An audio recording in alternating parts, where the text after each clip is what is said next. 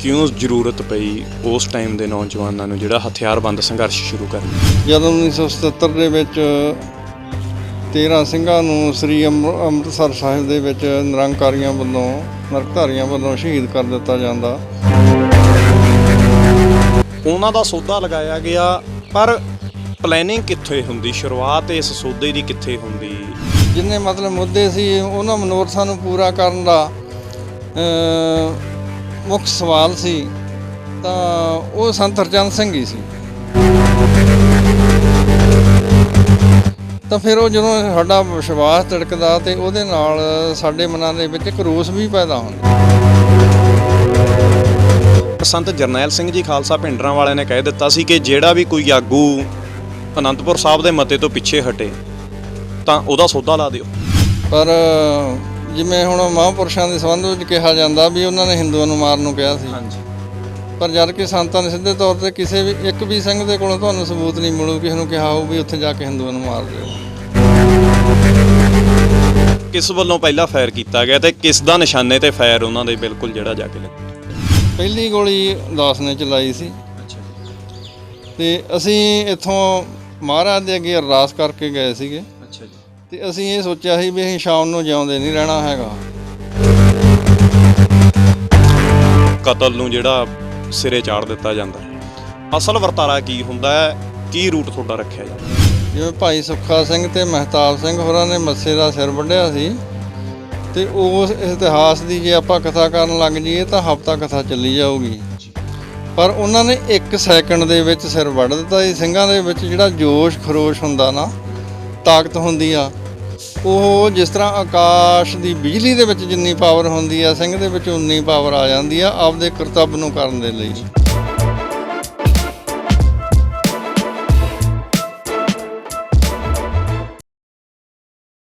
ਜੀ ਕਾ ਖਾਲਸਾ, ਵਾਹਿਗੁਰੂ ਜੀ ਕੀ ਫਤਿਹ। 15 ਅਗਸਤ 1947 ਨੂੰ ਭਾਰਤ ਦੇਸ਼ ਜਦੋਂ ਆਜ਼ਾਦ ਹੁੰਦਾ ਹੈ ਤਾਂ ਉਸ ਸਮੇਂ ਦੀ ਸਰਕਾਰ ਵੱਲੋਂ ਸਿੱਖ ਕੌਮ ਦੇ ਨਾਲ ਵੱਡੇ ਵੱਡੇ ਵਾਅਦੇ ਕੀਤੇ ਜਾਂਦੇ ਨੇ ਕਿ ਤੁਹਾਨੂੰ ਅਸੀਂ ਅਲੱਗ ਇੱਕ ਸੂਬਾ ਦੇਵਾਂਗੇ ਜਿਸ ਦੇ ਵਿੱਚ ਤੁਹਾਡੀ ਜਿਹੜੀ ਖੁਦਮੁਖਤਿਆਰੀ ਹੋਊਗੀ, ਤੁਹਾਡਾ ਆਪਣਾ ਰਾਜ ਹੋਊਗਾ। ਪਰ ਸਮੇਂ ਦੀਆਂ ਸਰਕਾਰਾਂ ਵੱਲੋਂ ਉਹ ਵਾਅਦੇ ਜਿਹੜੇ ਨੇ ਸਿੱਖ ਕੌਮ ਦੇ ਨਾਲ ਪੂਰੇ ਨਹੀਂ ਕੀਤੇ ਜਾਂਦੇ, ਜਿਸ ਨੂੰ ਲੈ ਕੇ 1950 ਦੇ ਦਹਾਕੇ ਦੇ ਵਿੱਚ ਬਹੁਤ ਵੱਡਾ ਸੰਘਰਸ਼ ਵੀ ਲੜਿਆ ਜਾਂਦਾ। ਪੰਜਾਬੀ ਸੂਬਾ ਮੋਰਚਾ ਲੱਗਦਾ ਹੈ। ਹੌਲੀ ਹੌਲੀ ਸੰਘਰਸ਼ ਚੱਲਦਾ ਰਹਿੰਦਾ ਅਤੇ ਹੌਲੀ ਹੌਲੀ 1984 ਦਾ ਦੌਰ ਆ ਜਾਂਦਾ। ਅਕਾਲ ਤਖ਼ਤ ਸਾਹਿਬ ਦੇ ਉੱਪਰ ਜਿਹੜਾ ਅਟੈਕ ਹੋ ਜਾਂਦਾ 1 ਜੂਨ ਤੋਂ ਲੈ ਕੇ 6 ਜੂਨ ਤੱਕ ਗਹਿ ਗੱਚ ਮੁਕਾਬਲਾ ਸੰਤ ਜਰਨੈਲ ਸਿੰਘ ਜੀ ਖਾਲਸਾ ਭਿੰਡਰਾਂ ਵਾਲਿਆਂ ਦੇ ਸਿੰਘਾਂ ਦੇ ਵਿੱਚ ਅਤੇ ਉਸ ਪਾਸੇ ਸਰਕਾਰ ਦੇ ਵਿੱਚ ਗਹਿ ਗੱਚ ਮੁਕਾਬਲਾ ਹੁੰਦਾ। ਨੁਕਸਾਨ ਦੋਨੇ ਧਿਰਾਂ ਦਾ ਬਹੁਤ ਜ਼ਿਆਦਾ ਹੁੰਦਾ ਹੈ। ਉਸ ਸਮੇਂ ਦੇ 2 ਲੀਡਰ, ਸਿੱਖ ਲੀਡਰ ਜਿਨ੍ਹਾਂ ਨੂੰ ਕਹਿ ਸਕਦੇ ਹਾਂ, ਜਿਨ੍ਹਾਂ ਵਿੱਚੋਂ ਇੱਕ ਸੰਤ ਗਿਆਨੀ ਜਰਨੈਲ ਸਿੰਘ ਜੀ ਖਾਲਸਾ ਭਿੰਡਰਾਂ ਵਾਲੇ, ਜਿਨ੍ਹਾਂ ਦੀ ਸ਼ਹਾਦਤ 6 ਜੂਨ ਨੂੰ ਹੋ ਜਾਂਦੀ। ਦੂਜੇ ਵੱਡੇ ਲੀਡਰ ਜੋ ਇੱਕ ਸਮੇਂ ਸੰਤ ਜਰਨੈਲ ਸਿੰਘ ਜੀ ਦੇ ਬਿਲਕੁਲ ਨੇੜੇ ਮੰਨੇ ਜਾਂਦੇ ਸੀ, ਹਰਚੰਦ ਸਿੰਘ ਲੌਂਗੋਵਾਲ, ਸਿੱਖ ਕੌਮ ਦੇ ਵਿੱਚ ਇੱਕ ਅਲੱਗ ਰਸੂਖ ਰੱਖਦੇ ਸੀ, ਪਰ ਕੁਝ ਕਾਰਨਾਂ ਕਰਕੇ, ਕੁਝ ਸਮਝੌਤਿਆਂ ਕਰਕੇ ਹਰਚੰਦ ਸਿੰਘ ਲੌਂਗੋਵਾਲ ਦਾ ਸੌਦਾ ਲਗਾ ਦਿੱਤਾ ਜਾਂਦਾ ਹੈ 1985 ਦੇ ਵਿੱਚ। ਨੌਜਵਾਨਾਂ ਦੇ ਵਿੱਚ ਜੋ ਰੋਸ ਸੀ, ਜੋ ਗੁੱਸਾ ਸੀ, ਉਸ ਦੇ ਕਾਰਨ ਸੌਦਾ ਲਗਾਇਆ ਜਾਂਦਾ। ਉਹਨਾਂ ਵਿੱਚੋਂ ਸੌਦਾ ਲਗਾਉਣ ਵਾਲੇ ਸਿੰਘਾਂ ਦੇ ਵਿੱਚੋਂ ਭਾਈ ਗਿਆਨ ਸਿੰਘ ਜੀ ਲੀਲ ਸਾਡੇ ਨਾਲ ਮੌਜੂਦ ਨੇ। ਇਹਨਾਂ ਤੋਂ ਉਹ ਸਾਰਾ ਵਰਤਾਰਾ ਜਾਣਦੇ ਹਾਂ ਕਿ ਕੀ ਹੋਇਆ, ਕਿਉਂਕਿ ਗੱਲਾਂ ਬਹੁਤ ਨੇ, ਆਪਣੇ ਹਿਸਾਬ ਦੇ ਨਾਲ ਜੋ ਗੱਲਾਂ ਬਾਤਾਂ ਨੇ ਉਹ ਦੱਸੀਆਂ ਜਾਂਦੀਆਂ ਨੇ। ਅਸਲੀਅਤ ਉਹੀ ਬੰਦਾ ਦੱਸ ਸਕਦਾ ਹੈ ਜਿਸ ਦੇ ਸਾਹਮਣੇ ਜਾਂ ਜਿਸ ਦੇ ਥਰੂ ਇਹ ਸਾਰਾ ਵਰਤਾਰਾ ਹੁੰਦਾ। ਭਾਈ ਸਾਹਿਬ ਜੀ, ਵਾਹਿਗੁਰੂ ਜੀ ਕਾ ਖਾਲਸਾ, ਵਾਹਿਗੁਰੂ ਜੀ ਕੀ ਫਤਿਹ। ਵਾਹਿਗੁਰੂ ਜੀ ਕਾ ਖਾਲਸਾ, ਵਾਹਿਗੁਰੂ ਜੀ ਕੀ ਫਤਿਹ। ਭਾਈ ਸਾਹਿਬ ਜੀ, ਪਹਿਲਾ ਸਵਾਲ ਇਹ ਕਿ ਕਿਉਂ ਜ਼ਰੂਰਤ ਪਈ ਉਸ ਟਾਈਮ ਦੇ ਨੌਜਵਾਨਾਂ ਨੂੰ ਜਿਹੜਾ ਹਥਿਆਰਬੰਦ ਸੰਘਰਸ਼ ਸ਼ੁਰੂ ਕਰਨ ਦੀ? ਕਿਉਂਕਿ 1984 ਤੋਂ ਪਹਿਲਾਂ ਜਦੋਂ 1977 ਦੇ ਵਿੱਚ 13 ਸਿੰਘਾਂ ਨੂੰ ਸ੍ਰੀ ਅੰਮ੍ਰਿਤਸਰ ਸਾਹਿਬ ਦੇ ਵਿੱਚ ਨਿਰੰਕਾਰੀਆਂ ਵੱਲੋਂ ਨਰਕਧਾਰੀਆਂ ਵੱਲੋਂ ਸ਼ਹੀਦ ਕਰ ਦਿੱਤਾ ਜਾਂਦਾ। ਸੰਨ 1978 ਦੇ ਵਿੱਚ ਸ੍ਰੀ ਅੰਮ੍ਰਿਤਸਰ ਸਾਹਿਬ ਦੇ ਵਿੱਚ ਇੱਕ ਬੜਾ ਸ਼ਹੀਦੀ ਸਾਕਾ ਵਾਪਰਦਾ, ਜਿਹਦੇ ਵਿੱਚ ਗੁਰੂ ਡੰਮ ਦੇ ਮੁਖੀ ਨਰਕਧਾਰੀ ਗੁਰਬਚਨ ਸਿੰਘ ਦਾ ਇੱਕ ਸਮਾਗਮ ਹੁੰਦਾ ਅਤੇ ਉਸ ਸਮਾਗਮ ਨੂੰ ਰੋਕਣ ਦੇ ਲਈ ਗੁਰੂ ਖਾਲਸਾ ਪੰਥ ਦੇ ਵੱਲੋਂ ਪ੍ਰੋਗਰਾਮ ਉਲੀਕਿਆ ਜਾਂਦਾ ਅਤੇ ਜਿਸ ਦੇ ਵਿੱਚ ਸ਼ਹੀਦੀ ਅਰਦਾਸ ਕਰਕੇ, ਜਿਸ ਤਰ੍ਹਾਂ ਬਾਬਾ ਦੀਪ ਸਿੰਘ ਜੀ ਹੋਰਾਂ ਨੇ ਕੀਤੀ ਸੀ, ਇਸੇ ਤਰ੍ਹਾਂ ਭਾਈ ਸਾਹਿਬ ਭਾਈ ਫੌਜਾ ਸਿੰਘ ਜੀ ਹੋਰਾਂ ਨੇ ਸ਼ਹੀਦੀ ਅਰਦਾਸਾਂ ਕਰਕੇ ਅਤੇ ਆਪਣੇ ਸ਼ਹੀਦੀ ਜੱਥੇ ਨੂੰ ਲੈ ਕੇ, ਜਿਹਦੇ ਵਿੱਚ ਦਮਦਮੀ ਟਕਸਾਲ ਅਤੇ ਅਖੰਡ ਕੀਰਤਨੀ ਜੱਥੇ ਅਤੇ ਕੁਝ ਹੋਰ ਸਿੰਘ ਮੌਜੂਦ ਸਨ, ਸ਼ਾਮਲ ਸਨ ਉਸ ਜੱਥੇ ਦੇ ਵਿੱਚ। ਅਤੇ ਉਹਨਾਂ ਨੇ ਉਸ ਪ੍ਰੋਗਰਾਮ ਨੂੰ ਰੋਕਣ ਦੇ ਲਈ ਕੋਸ਼ਿਸ਼ ਕੀਤੀ, ਪਰ ਉਸ ਕੋਸ਼ਿਸ਼ ਦੇ ਦੌਰਾਨ ਕਿਉਂਕਿ ਸਰਕਾਰ ਉਹਨਾਂ ਦੀ ਸੀ, ਸਰਕਾਰ ਉਹਨਾਂ ਦੀ ਪਿੱਠ 'ਤੇ ਸੀ ਅਤੇ ਸਾਰਾ ਜਿੰਨਾ ਵੀ ਉਹਨਾਂ ਦਾ ਆਪਦਾ ਸਿਸਟਮ ਸੀ ਉਹ ਸਾਰਾ ਨਿੱਜੀ, ਉਹ ਇਸ ਤਰ੍ਹਾਂ ਸੀ ਜਿਵੇਂ ਮਤਲਬ ਇੱਕ ਪ੍ਰਾਈਮ ਮਿਨਿਸਟਰ ਦਾ ਹੀ ਹੁੰਦਾ ਅਤੇ ਇੱਕ ਸੈਂਟਰ ਸਰਕਾਰ ਦਾ ਹੁੰਦਾ। ਹਾਂਜੀ। ਅਤੇ ਫਿਰ ਉੱਥੇ ਪੁਲਿਸ ਨੇ ਗੋਲੀ ਚਲਾਈ ਅਤੇ ਜਿਹਦੇ ਵਿੱਚ 13 ਸਿੰਘ ਉਸ ਸਾਕੇ ਦੇ ਵਿੱਚ ਸ਼ਹੀਦ ਹੋ ਗਏ। ਫਿਰ 13 ਸਿੰਘਾਂ ਦੀ ਸ਼ਹੀਦੀ ਤੋਂ ਬਾਅਦ ਉਸ ਨੂੰ ਮਤਲਬ ਉਸ ਦਾ ਬਦਲਾ ਲੈਣ ਦੇ ਲਈ ਸੰਤ ਬਾਬਾ ਜਰਨੈਲ ਸਿੰਘ ਜੀ ਹੋਰਾਂ ਨੇ ਅਤੇ ਭਾਈ ਸਾਹਿਬ ਭਾਈ ਰਣਜੀਤ ਸਿੰਘ ਜੀ, ਭਾਈ ਕਾਬਲ ਸਿੰਘ ਜੀ ਹੋਰਾਂ ਨੇ, ਸਾਰਿਆਂ ਨੇ ਰਲ ਮਿਲ ਕੇ ਉਹ ਨਿਰੰਕਾਰੀ ਮੁਖੀ ਦਾ ਸੋਧਾ ਲਾ ਦਿੱਤਾ ਅਤੇ ਉਹਨੂੰ ਕਹਿ ਦਈਏ ਗੰਗਾ ਪਾਰ ਕਰ ਦਿੱਤਾ, ਉਹਦੇ ਗੰਗਾ ਫੁੱਲ ਪਾ ਦਿੱਤੇ। ਅਤੇ ਉੱਥੋਂ ਫਿਰ ਲੜੀ ਚੱਲਦੀ ਆ ਧਰਮ ਯੁੱਧ ਦੀ, ਅਤੇ ਧਰਮ ਯੁੱਧ ਫਿਰ ਲੜਿਆ ਜਾਂਦਾ ਇੱਕ ਰਾਜਨੀਤਿਕ ਤੌਰ 'ਤੇ ਅਤੇ ਇੱਕ ਸਰਕਾਰ ਦੇ ਨਾਲ ਸ਼ਸਤਰਧਾਰੀ ਜੰਗ ਦੇ ਤੌਰ 'ਤੇ। ਅਤੇ ਜਿਹੜਾ ਸ਼ਸਤਰਧਾਰੀ ਜੰਗ ਆ ਇਹ ਸੰਤ ਬਾਬਾ ਜਰਨੈਲ ਸਿੰਘ ਜੀ ਖਾਲਸਾ ਭਿੰਡਰਾਂ ਵਾਲਿਆਂ ਦੀ ਰਹਿਨੁਮਾਈ ਹੇਠ ਅਤੇ ਜਿਸ ਦੀ ਅਗਵਾਈ ਜਥੇਦਾਰ ਤਰਵਿੰਦਰ ਸਿੰਘ ਬੱਬਰ ਵੀ ਕਰਦੇ ਹਨ ਅਤੇ ਭਾਈ ਸਾਹਿਬ ਭਾਈ ਸੁਖਦੇਵ ਸਿੰਘ ਜੀ ਬੱਬਰ ਖਾਲਸਾ ਵਾਲੇ ਉਹ ਵੀ ਕਰਦੇ ਹਨ।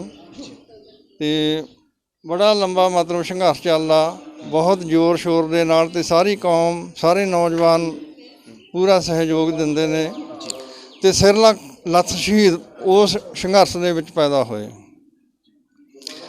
ਤਾਂ ਰਾਜਨੀਤਿਕ ਤੌਰ 'ਤੇ ਸ਼੍ਰੋਮਣੀ ਅਕਾਲੀ ਦਲ ਦੇ ਵੱਲੋਂ ਇਸ ਮੋਰਚੇ ਦੀ ਅਗਵਾਈ ਉਸ ਵੇਲੇ ਹਰਚੰਦ ਸਿੰਘ ਲੌਂਗੋਵਾਲ ਨੂੰ ਦਿੱਤੀ ਜਾਂਦੀ ਆ, ਜਿਹੜੇ ਸ਼੍ਰੋਮਣੀ ਅਕਾਲੀ ਦਲ ਦੇ ਪ੍ਰਧਾਨ ਸੀ। ਜਦ ਕਿ ਸੱਚਾਈ ਇਹ ਆ ਵੀ ਇਹ ਜਿਹੜਾ ਮਤਲਬ ਮੋਰਚਾ ਸੀ ਅਨੰਦਪੁਰ ਸਾਹਿਬ ਦੇ ਮਤਿਆਂ ਦਾ, ਇਹ ਜਥੇਦਾਰ ਜਗਦੇਵ ਸਿੰਘ ਤਲਵੰਡੀ ਨੇ ਦਿੱਲੀ ਤੋਂ ਸਟਾਰਟ ਕੀਤਾ ਸੀ। ਉਹ ਦਿੱਲੀ ਗ੍ਰਿਫਤਾਰੀਆਂ ਦਿਆ ਕਰਦੇ ਸੀ ਅਤੇ ਫਿਰ ਸੰਯੁਕਤ ਪੰਥ ਇਕੱਠਾ ਹੋਇਆ। ਇਕੱਠਾ ਹੋਣ ਤੋਂ ਬਾਅਦ ਦੇ ਵਿੱਚ ਇਸ ਮੋਰਚੇ ਦਾ ਡਿਕਟੇਟਰ ਹਰਚੰਦ ਸਿੰਘ ਲੌਂਗੋਵਾਲ ਹੋਰਾਂ ਨੂੰ ਬਣਾ ਦਿੱਤਾ। ਅੱਛਾ, ਸਵਾਲ ਇਹ ਨੇ, ਹਰਚੰਦ ਸਿੰਘ ਲੌਂਗੋਵਾਲ ਉਸ ਸਮੇਂ ਦੇ ਸਿੱਖ ਪੰਥ ਦੇ ਵਿੱਚ ਇੱਕ ਬਹੁਤ ਵੱਡਾ ਚਿਹਰਾ ਨਿਕਲ ਕੇ ਸਾਹਮਣੇ ਆਉਂਦੇ ਸੀ, ਕਿਉਂਕਿ ਸਿੱਖ ਕੌਮ ਦੀ ਗੱਲ ਕਰਨ ਵਾਲੀ ਸ਼੍ਰੋਮਣੀ ਅਕਾਲੀ ਦਲ ਦੇ ਵਿੱਚ ਉਹ ਪ੍ਰਧਾਨ ਦੇ ਅਹੁਦੇ 'ਤੇ ਸੀਗੇ। ਉਹਨਾਂ ਦਾ ਸੌਦਾ ਲਗਾਇਆ ਗਿਆ, ਪਰ ਪਲੈਨਿੰਗ ਕਿੱਥੇ ਹੁੰਦੀ, ਸ਼ੁਰੂਆਤ ਇਸ ਸੌਦੇ ਦੀ ਕਿੱਥੇ ਹੁੰਦੀ ਸਾਰੀ?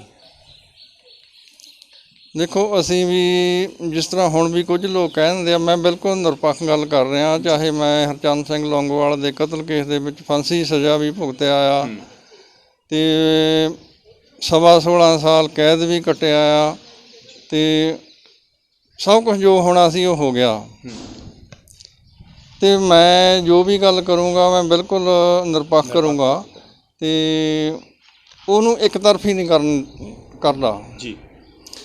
ਅਤੇ ਉਸ ਸਮੇਂ ਸੰਤ ਹਰਚੰਦ ਸਿੰਘ ਲੌਂਗੋਵਾਲ ਦਾ ਬੜਾ ਮਾਨ ਸਨਮਾਨ ਸੀ, ਬੜਾ ਨਾਂ ਸੀ, ਅਤੇ ਅਸੀਂ ਵੀ ਸੰਤ ਹਰਚੰਦ ਸਿੰਘ ਲੌਂਗੋਵਾਲ 'ਤੇ ਪੂਰਾ ਮਾਣ ਕਰਿਆ ਕਰਦੇ ਸੀ ਅਤੇ ਇਹਨਾਂ ਨੂੰ ਸੰਤ ਸਰੂਪ ਸਮਝਿਆ ਜਾਂਦਾ ਸੀ ਕਿ ਅਕਾਲੀ ਦਲ ਦੇ ਵਿੱਚ ਹੁਣ ਇੱਕ ਨਿਸ਼ਕਾਮ ਆਗੂ ਆਇਆ ਜਿਨ੍ਹਾਂ ਨੂੰ ਕੋਈ ਮਤਲਬ ਆਪਦੇ ਪਰਿਵਾਰ ਦੇ ਨਾਲ ਲਗਾ ਨਹੀਂ ਹੈਗਾ ਅਤੇ ਕੋਈ ਕੌਮ ਦੀ ਸੋਚ, ਹਾਂ ਕੌਮ ਦੀ ਸੋਚ ਰੱਖਦੇ ਨੇ ਅਤੇ ਇਹ ਕੁਰਬਾਨੀ ਕਰਨ ਤੋਂ ਵੀ ਪਿੱਛੇ ਨਹੀਂ ਹਟਣਗੇ ਜੀ।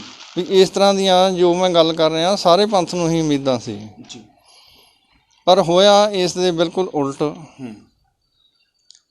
ਵੀ ਹਰਚੰਦ ਸਿੰਘ ਲੌਂਗੋਵਾਲ ਹੋਰੀ ਹੌਲੀ ਹੌਲੀ ਖਿਸਕਦੇ ਖਿਸਕਦੇ ਜਿਸ ਤਰ੍ਹਾਂ ਮੋਰਚਾ ਲੰਬਾ ਚੱਲਦਾ ਗਿਆ, ਸਰਕਾਰ ਗੱਲਬਾਤ ਚਲਾਉਂਦੀ ਗਈ, ਤਾਂ ਸਰਕਾਰ ਨੇ ਵੀ ਆਪਦੇ ਖੁਫੀਆ ਵਿੰਗ ਦੁਆਰਾ, ਆਪਦੇ ਖੁਫੀਆ ਬੰਦਿਆਂ ਦੁਆਰਾ ਅਤੇ ਦੂਜੀਆਂ ਜਿਹੜੀਆਂ ਪਾਰਟੀਆਂ ਦੇ ਵਿੱਚ ਉਹਨਾਂ ਦੇ ਆਪਦੇ ਸੈੱਲ ਸੀਗੇ ਖੁਫੀਆ, ਉਹਨਾਂ ਦੇ ਰਾਹੀਂ ਗੱਲਬਾਤ ਕਰਦਿਆਂ ਉਹਨਾਂ ਨੇ ਸੰਤ ਜਰਨੈਲ ਸਿੰਘ ਹੋਰਾਂ ਨੂੰ ਅਤੇ ਅਕਾਲੀ ਦਲ ਵਾਲਿਆਂ ਨੂੰ ਲੜਾਉਣ ਦੇ ਲਈ ਉਸ ਤਰ੍ਹਾਂ ਦੇ ਵਿੱਚ ਆਪਦੀਆਂ ਸਰਗਰਮੀਆਂ ਆਰੰਭ ਕੀਤੀਆਂ, ਵੀ ਜਿਨ੍ਹਾਂ ਦੇ ਵਿੱਚ ਭਾਈ ਸੁਰਿੰਦਰ ਸਿੰਘ ਸੋਢੀ ਹੋਰਾਂ ਦਾ ਕਤਲ ਹੋਇਆ।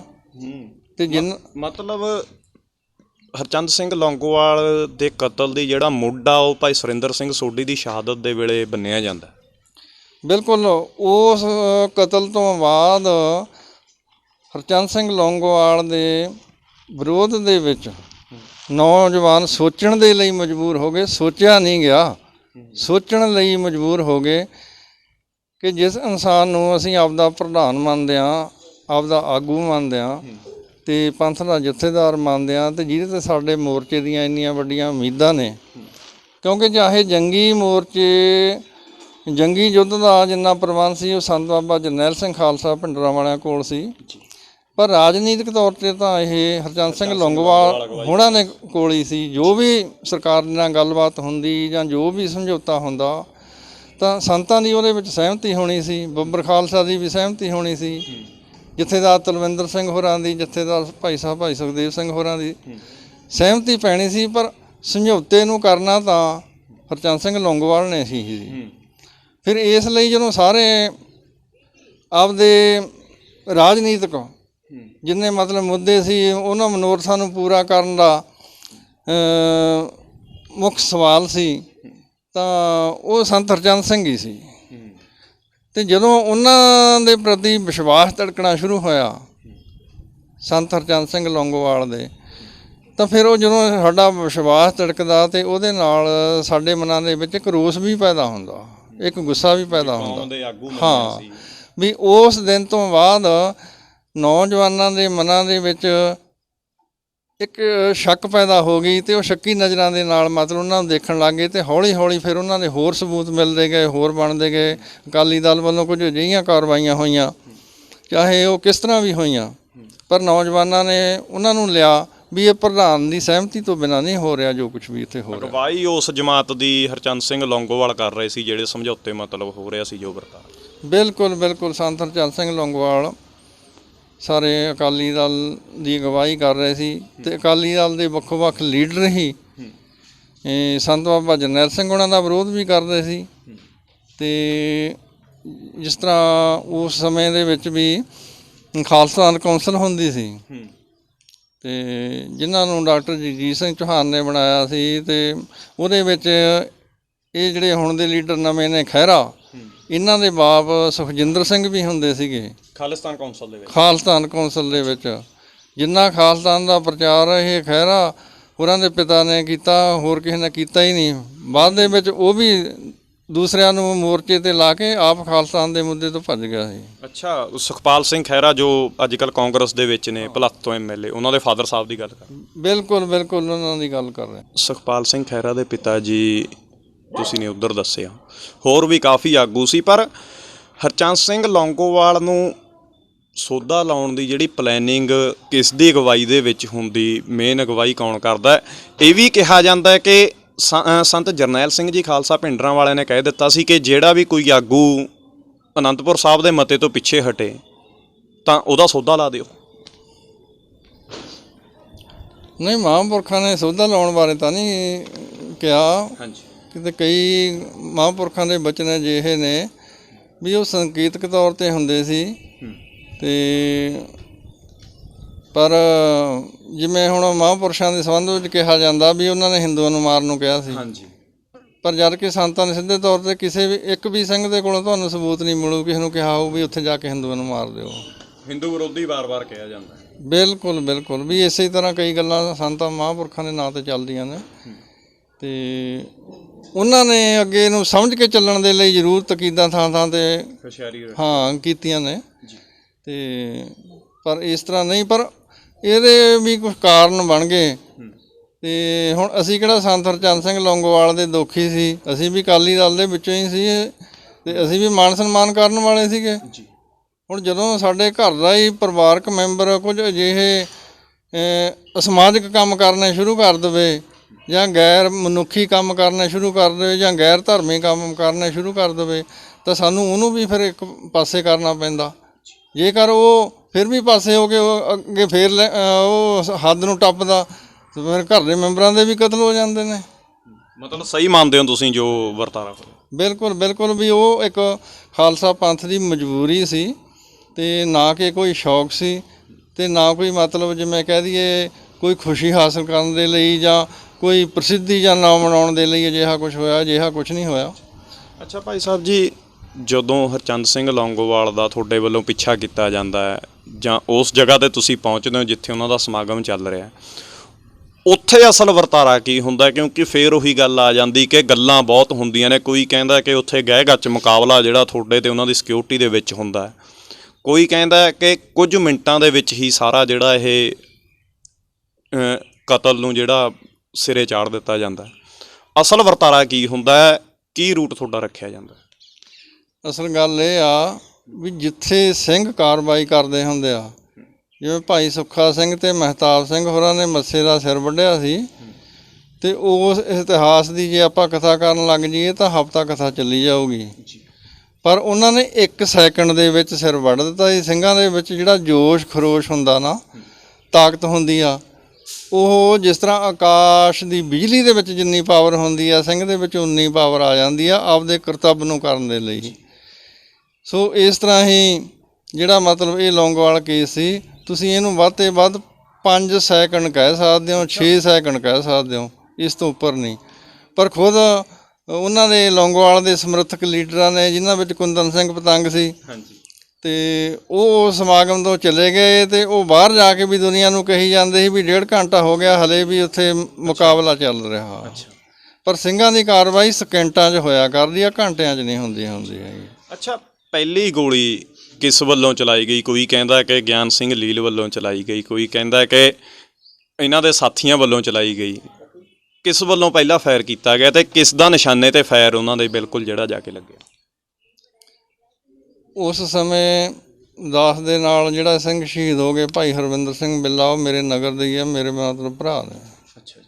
ਅੱਛਾ, ਦੋ ਸਿੰਘ ਅਸੀਂ ਸੀ ਤੇ 2 ਸਿੰਘ ਸਾਡੇ ਨਾਲ ਹੋਰ ਸੀ, ਕਿਉਂਕਿ ਮੈਂ ਹੁਣ ਉਹਨਾਂ ਦਾ ਨਾਂ ਨਹੀਂ ਲੈਣਾ ਚਾਹੁੰਦਾ, ਕਿਉਂਕਿ ਜਿਹੜੇ ਸਿੰਘ ਬਰੀ ਹੋ ਗਏ ਆ ਕਿਸੇ ਵੀ ਕੇਸ ਦੇ ਵਿੱਚੋਂ ਜਦ ਉਹਨਾਂ ਦਾ ਨਾਂ ਲਿਆ ਜਾਂਦਾ ਤਾਂ ਉਹ ਪਸੰਦ ਨਹੀਂ ਕਰਦੇ ਤੇ ਫਿਰ ਇਸ ਲਈ ਮੈਂ 2 ਸਿੰਘਾਂ ਦਾ ਨਾਂ ਨਹੀਂ ਲੈ ਰਿਹਾ।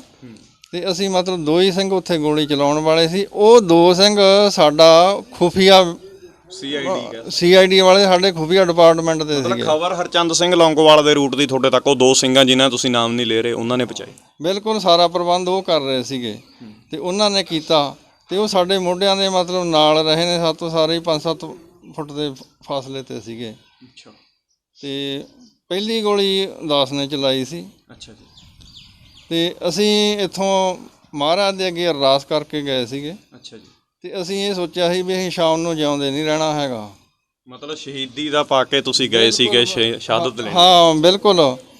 ਤੇ ਮੈਂ ਉਹਦੀ ਇੱਕ ਤੁਹਾਨੂੰ ਉਦਾਹਰਨ ਦਿੰਦਾ। ਹਾਂਜੀ। ਵੀ ਮੈਂ ਆਪਦੇ ਘਰ ਦਾ ਸਾਰਾ ਹਿਸਾਬ ਕਿਤਾਬ ਕਰਕੇ, ਮੈਂ ਉਸ ਵੇਲੇ ਗੁਰਦੁਆਰਾ ਸਾਹਿਬ ਪਾਠ ਕਰਦਾ ਹੁੰਦਾ ਸੀ। ਅੱਛਾ। ਤੇ ਗੁਰਦੁਆਰਾ ਸਾਹਿਬ ਦਾ ਸਾਰਾ ਪ੍ਰਬੰਧ ਵੀ ਮੇਰੇ ਕੋਲ ਸੀ, ਪ੍ਰਧਾਨ ਵੀ ਮੈਂ ਹੀ ਸੀ। ਅੱਛਾ ਜੀ।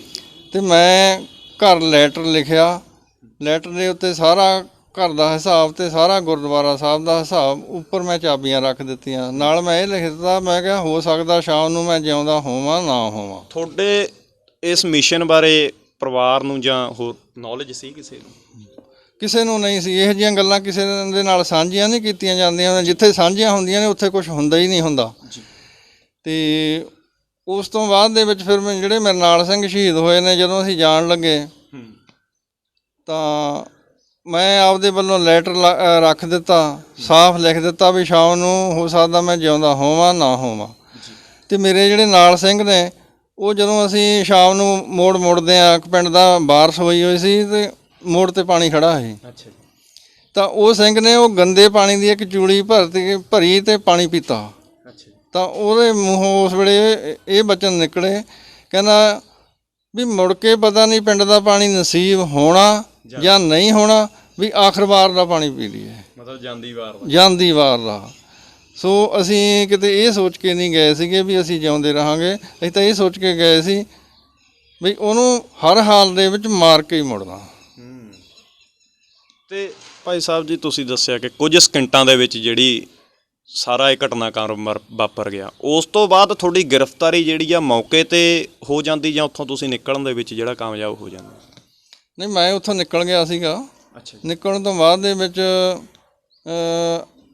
ਮੈਂ ਗਲੀ ਦੇ ਵਿੱਚ ਦੌੜਿਆ, ਬਹੁਤ ਦੂਰ ਚਲਿਆ ਗਿਆ ਸੀ। ਤਾਂ ਉਸ ਤੋਂ ਬਾਅਦ ਅੱਗੇ ਮੁੰਡੇ ਆ ਗਏ, ਉਹਨਾਂ ਨੂੰ ਪੁਲਿਸ ਨੇ ਕਿਹਾ ਵੀ ਤੁਸੀਂ ਇਸ ਮੁੰਡੇ ਨੂੰ ਫੜੋ, ਇਹ ਗੋਲੀ ਚਲਾ ਕੇ ਚੱਲਿਆ। ਉਹ ਮੁੰਡੇ 4-5 ਸੀ, ਉਹਨਾਂ ਨੇ ਮੈਨੂੰ ਫੜ ਲਿਆ। ਫਿਰ ਇਸ ਤਰ੍ਹਾਂ ਮੈਂ ਪੁਲਿਸ ਹਿਰਾਸਤ ਦੇ ਵਿੱਚ ਆਇਆ ਤੇ ਇਸ ਤਰ੍ਹਾਂ ਸੀ। ਕਿਹੜੀ ਜੇਲ੍ਹ ਦੇ ਵਿੱਚ ਲਿਜਾਇਆ ਗਿਆ ਤੁਹਾਨੂੰ, ਕਿਹੜੇ ਥਾਣੇ ਦੇ ਵਿੱਚ? ਕਿਉਂਕਿ ਤਸ਼ੱਦਦ ਵੀ ਬਿਲਕੁਲ ਗੱਲ ਆ ਕਿ ਜਦੋਂ ਇੱਦਾਂ ਦਾ ਕਾਂਡ ਹੁੰਦਾ ਤਾਂ ਸਰੀਰਕ ਤਸ਼ੱਦਦ ਵੀ ਕੀਤਾ ਜਾਂਦਾ। ਕੁਝ ਤੁਹਾਡੇ ਨਾਲ ਇੱਦਾਂ ਦਾ ਹੁੰਦਾ ਘਟਨਾਕ੍ਰਮ ਪੁਲਿਸ ਕਸਟਡੀ ਦੇ ਵਿੱਚ?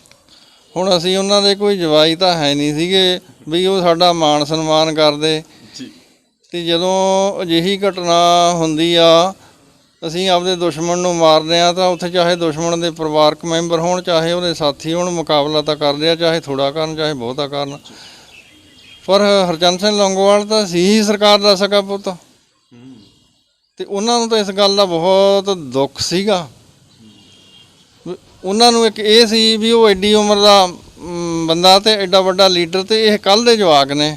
ਕਿੰਨੀ ਉਮਰ ਸੀ ਤੁਹਾਡੀ ਉਸ ਟਾਈਮ? ਮੇਰੀ ਉਦੋਂ ਸਵਾ ਕੁ 24 ਸਾਲ ਸੀਗੀ। ਨੌਜਵਾਨ? ਹਾਂ, ਬਿਲਕੁਲ। ਮੇਰੇ ਨਾਲ ਦੇ ਸਿੰਘ ਦੀ, ਉਹਦੀ ਵੀ ਬਸ 24 ਜਾਂ 25 ਸੀਗੀ, ਅਸੀਂ ਬਰਾਬਰ ਹੀ ਸੀਗੇ। ਅੱਛਾ, ਹੁਣ ਆਪਾਂ ਸਮਾਪਤੀ ਵੱਲ ਵਧਣਾ ਇੰਟਰਵਿਊ ਦੀ। ਹਰਚੰਦ ਸਿੰਘ ਲੌਂਗੋਵਾਲ ਦੇ ਯਾਦ ਦੇ ਵਿੱਚ ਜਿਹੜੀਆਂ ਨੇ ਕਾਲਜ ਵੀ ਬਣ ਗਏ ਨੇ, ਸਕੂਲ ਬਣ ਗਏ ਨੇ ਬਹੁਤ ਵੱਡੇ। ਤੁਹਾਨੂੰ ਕੌਮ ਦੇ ਨਾਲ ਕੋਈ ਨਾਰਾਜ਼ਗੀ ਹੈ ਕਿ ਮੇਰੀ ਐਡੀ ਵੱਡੀ ਕੁਰਬਾਨੀ ਦਾ ਕੋਈ ਕੌਮ ਨੇ ਮੁੱਲ ਨਹੀਂ ਪਾਇਆ, ਜਾਂ ਕੀ ਹੈਗਾ? ਪਹਿਲੀ ਗੱਲ ਤਾਂ ਇਹ, ਮੈਂ ਆਪਦੀ ਕੋਈ ਕੁਰਬਾਨੀ ਨਹੀਂ ਮੰਨਦਾ ਹੈਗਾ। ਮੈਂ ਜਦੋਂ ਘਰੋਂ ਗਿਆ ਸੀ, ਉਹ ਸਾਹਿਬ ਸ੍ਰੀ ਗੁਰੂ ਗ੍ਰੰਥ ਸਾਹਿਬ ਮਹਾਰਾਜ ਜੀ ਨੂੰ ਆਪਦਾ ਗੁਰੂ ਮੰਨਦਿਆਂ ਹੋਇਆਂ, ਕਲਗੀਧਰ ਮਹਾਰਾਜ ਦੇ ਵਿੱਚ ਅਤੇ ਹਰਗੋਬਿੰਦ ਮਹਾਰਾਜ ਜੀ ਦੇ ਵਿੱਚ ਅਥਾਹ ਵਿਸ਼ਵਾਸ ਰੱਖਣ ਵਾਲੇ ਹੁੰਦਿਆਂ ਹੋਇਆਂ, ਅਤੇ ਅਸੀਂ ਤਾਂ ਕੁਰਬਾਨੀ ਦੇਣ ਗਏ ਸੀ। ਸਾਡਾ ਇਹ ਮਾਣ ਸਨਮਾਨਾਂ ਦੇ ਨਾਲ ਜਾਂ ਕੌਮ ਤੋਂ ਕੋਈ ਮਦਦ ਲੈਣ ਦੇ ਨਾਲ ਸਾਡਾ ਤਾਂ ਕੋਈ ਮਤਲਬ ਹੈ ਹੀ ਨਹੀਂ ਸੀ। ਨਾਲ ਜਿਨ੍ਹਾਂ ਵੇਲਿਆਂ 'ਚ ਅਸੀਂ ਚੱਲੇ ਸੀ, ਉਦੋਂ ਕਿਸੇ ਵੀ ਸਿੰਘ ਦਾ ਇਹ ਮਨੋਰਥ ਹੁੰਦਾ ਹੀ ਨਹੀਂ ਸੀ। ਇਹ ਤਾਂ ਉਸ ਤੋਂ ਬਾਅਦ ਦੇ ਵਿੱਚ ਜਦੋਂ ਆ ਇੰਟਰਨੈਟ ਚੱਲਿਆ, ਫੇਸਬੁੱਕਾਂ ਚੱਲੀਆਂ ਨੇ, ਅਤੇ ਉਦੋਂ ਇਹ ਸਾਰਾ ਸਿਸਟਮ ਖੜ੍ਹਾ ਹੋ ਗਿਆ ਵੀ ਮੇਰੀ ਫਲਾਣੇ ਨੇ ਮਦਦ ਨਹੀਂ ਕੀਤੀ, ਫਲਾਣੇ ਨੇ ਨਹੀਂ ਕੀਤੀ। ਅਸੀਂ ਤਾਂ ਕੌਮ 'ਤੇ ਮਾਣ ਕਰਦੇ ਹਾਂ, ਕੌਮ ਦੀ ਇੱਜ਼ਤ ਕਰਦੇ ਹਾਂ, ਅਤੇ ਅੱਗੇ ਨੂੰ ਵੀ ਇਹ ਜਿਹੜਾ ਸਿਰਾ ਇਹ ਪੰਥ ਦਾ ਹੀ ਰਹੂਗਾ। ਇਹ ਨਾ ਤਾਂ ਬਾਦਲਕਿਆਂ ਵਰਗਿਆਂ ਦਾ ਬਣੇ, ਨਾ ਕਿ ਦਿੱਲੀ ਦਾ ਬਣੇ, ਅਤੇ ਨਾ ਇਹ ਪਾਕਿਸਤਾਨ ਦਾ ਹੀ ਬਣੇ। ਅਤੇ ਸਾਡਾ ਪਰਿਵਾਰ ਬਾਗੀ ਹੀ ਰਿਹਾ ਮਹਾਰਾਜਾ ਰਣਜੀਤ ਸਿੰਘ ਵੇਲੇ ਤੋਂ, ਅਤੇ ਅਸੀਂ ਉਨੀ ਦੇਰ ਬਾਗੀ ਰਹਾਂਗੇ ਜਿੰਨੀ ਦੇਰ ਖਾਲਸਾ ਰਾਜ ਨਹੀਂ ਬਣਦਾ। ਹੁਣ ਚਾਹੇ ਮੈਂ ਆਪਦੇ ਘਰ ਬੈਠਾ ਅਤੇ ਮੈਂ ਸਿਰਫ ਫੇਸਬੁੱਕ 'ਤੇ ਕਿਤੇ ਨਾ ਕਿਤੇ ਕੋਈ ਪੋਸਟ ਪਾਉਣਾ ਹੁੰਦਾ, ਪਰ ਮੇਰੀ ਜਿੰਨੀ ਵੀ ਸਰਗਰਮੀ ਹੁੰਦੀ ਆ ਉਹ ਸਿੰਘਾਂ ਨੂੰ ਸੁਚੇਤ ਕਰਨ ਵਾਲੀ ਹੁੰਦੀ ਆ, ਲੀਡਰਾਂ ਨੂੰ ਸੁਚੇਤ ਕਰਨ ਵਾਲੀ ਹੁੰਦੀ ਆ, ਅਤੇ ਕੌਮੀ ਸਿੰਘਾਂ ਨੂੰ ਦਲੇਰੀ 'ਤੇ ਯਕੀਨ ਪੱਕਾ ਕਰਨ ਵਾਲੀ ਹੁੰਦੀ ਆ। ਵੀ ਨਾ ਕਿ ਮੈਂ ਹਾਰ ਕੇ ਬੈਠਾ, ਮੇਰੀ ਕੋਈ ਮਜਬੂਰੀ ਨਹੀਂ ਹੈਗੀ। ਮੇਰੀ ਸਿਰਫ ਮਾਤਾ ਬਿਮਾਰ ਹੋਣ ਕਾਰਨ ਮੈਂ ਬਾਹਰ ਦੀਆਂ ਸਰਗਰਮੀਆਂ ਆਰੰਭੀਆਂ ਨੇ, ਅਤੇ ਮੈਂ ਜਿੰਨੀਆਂ ਵੀ ਪੰਥਕ ਜਥੇਬੰਦੀਆਂ ਨੇ, ਅਤੇ ਚਾਹੇ ਉਹ ਪੰਜਾਬ ਦੇ ਵਿੱਚ ਸਰਗਰਮ ਨੇ ਜਿਨ੍ਹਾਂ ਵਿੱਚ ਸਰਦਾਰ ਸਿਮਰਜੀਤ ਸਿੰਘ ਮਾਨ ਪ੍ਰਮੁੱਖ ਨੇ, ਅਤੇ ਦਲ ਖਾਲਸਾ ਜਿਨ੍ਹਾਂ ਦੇ ਭਾਈ ਹਰਪਾਲ ਸਿੰਘ ਚੀਮਾ ਨੇ, ਭਾਈ ਗਜਿੰਦਰ ਸਿੰਘ ਪਾਕਿਸਤਾਨ ਦੇ ਵਿੱਚ ਬੈਠੇ ਨੇ। ਮੈਂ ਕਿਸੇ ਸਰਕਾਰ ਤੋਂ ਡਰਦਾ ਡੁਰਦਾ ਨਹੀਂ।